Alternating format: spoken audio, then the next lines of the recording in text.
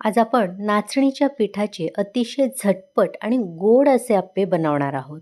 तिखट अप्पे तुम्ही सर्वांनीच खाल्ले असतील, पण एकदा नाचणीच्या पिठाचे असे पौष्टिक गोड अप्पे करून बघा. तुम्हाला हे अप्पे खूप आवडतील. पुन्हा पुन्हा कराल इतके चविष्ट आणि पौष्टिक लागतात. वरून असे मस्त कुरकुरीत आणि आतून मऊ आणि जाळीदार अप्पे तयार होतात. चला तर मग लगेचच पाहूया मस्त पौष्टिक आणि जाळीदार नाचणीच्या पिठाचे गोड अप्पे कसे बनवायचे. नमस्कार, मी प्रेषिताच किचनमध्ये तुम्हा सर्वांचे पुन्हा एकदा खूप खूप स्वागत करते. नाचणीच्या पिठापासून अप्पे बनवण्यासाठी सर्वात आधी इथे मी एक बाउल घेतला आहे आणि त्यामध्ये घरातली कोणती एखादी वाटी किंवा कपाचा वापर करून आपल्याला 1 कप भरून नाचणीचं पीठ घ्यायचं आहे. नेहमी आपण ज्या पिठाच्या भाकऱ्या तयार करतो त्याच पिठाचा इथे वापर करायचा आहे. नाचणीचं पीठ चिकट असतं आणि त्याला सरसरीतपणा जास्त नसतो, त्यामुळे आपल्याला ह्यामध्ये त्याच कपाने पाव कप एवढं तांदळाचं पीठ घालायचं आहे. त्यानंतर ह्यामध्ये आपल्याला गुळाचा वापर करायचा आहे, तर इथे मी त्याच कपाने पाऊण कप एवढं गुळाची पावडर घेतली आहे. गुळ बारीक किसून तुम्ही घातलात तरी देखील चालेल. फार जास्त गोड तुम्हाला आवडत असेल तर 1 कप गूळ वापरू शकता. सोबतच अर्धा कप एवढं ओला खोवलेला नारळ वापरायचा आहे. गोडाचा पदार्थ असला तरी अगदी चिमूटभर किंचित यामध्ये मीठ घालायचं आहे. आणि सर्वात शेवटी हे अप्पे गोड असल्यामुळे आणि स्वादिष्ट होण्यासाठी अर्धा ते 1 चमचा भरून वेलचीची पूड घालायची आहे. त्यानंतर ह्यामध्ये लागेल तसं थोडं थोडं पाणी घालायचं आहे आणि गुठळ्या मोडून आपल्याला ह्याची सरसरीत अशी कन्सिस्टन्सी ठेवायची आहे. तुमच्याकडे जे पीठ उपलब्ध आहे त्या पिठावर सुद्धा अवलंबून आहे पाणी किती लागू शकतं. इथे साधारण मी 1 कप एवढं पाणी घातलं आहे आणि आता तुम्ही कन्सिस्टन्सी बघू शकता. फार जास्त आपल्याला दाटसर नको आहे किंवा फार अगदी पाण्यासारखी नको आहे.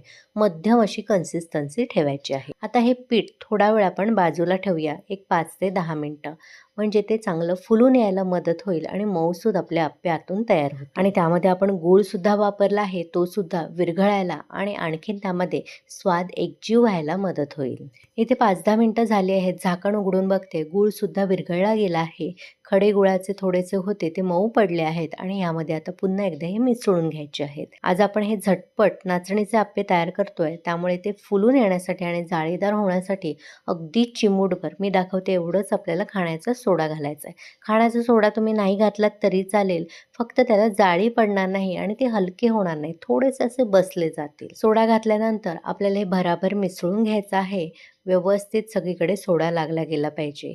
आता लगेचच आपण ह्याचे अप्पे तयार करून घेऊयात. अप्पे तयार करण्यासाठी इथे मी भिडाचं अप्पे पात्र गॅसवर गरम करत ठेवलं आहे. त्यामध्ये साजूक तूप घातलं आहे. तुम्ही तेलाचा सुद्धा वापर करू शकता, पण आज आपण गोडाचे अप्पे करतोय त्यामुळे मी साजूक तुपाचा वापर केला आहे.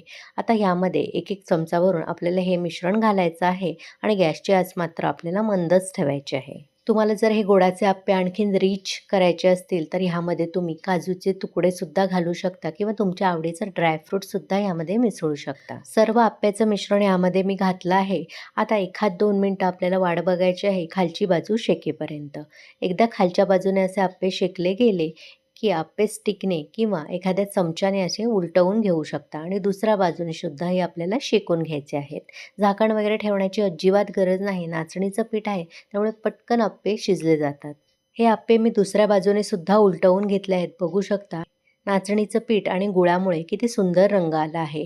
आता आपले अप्पे शेकून दोन्ही बाजून तयार आहेत. लगेचच आता ते मी सर्व करून घेते. बघू शकता किती मस्त अप्पे तयार झाले आहेत. एकदा तरी तुम्ही हे अप्पे करून बघा. तुम्ही पुन्हा पुन्हा कराल याची खात्री मी तुम्हाला देते. नेहमीप्रमाणे आजची रेसिपी आवडली असेल तर लाईक, शेअर आणि प्रेषिताच किचनला सबस्क्राईब करून नोटिफिकेशनचं ऑलचं बटन दाबायला विसरू नका, जेणेकरून माझ्या अशाच सर्व रेसिपी तुम्हाला लगेचच पाहता येतील.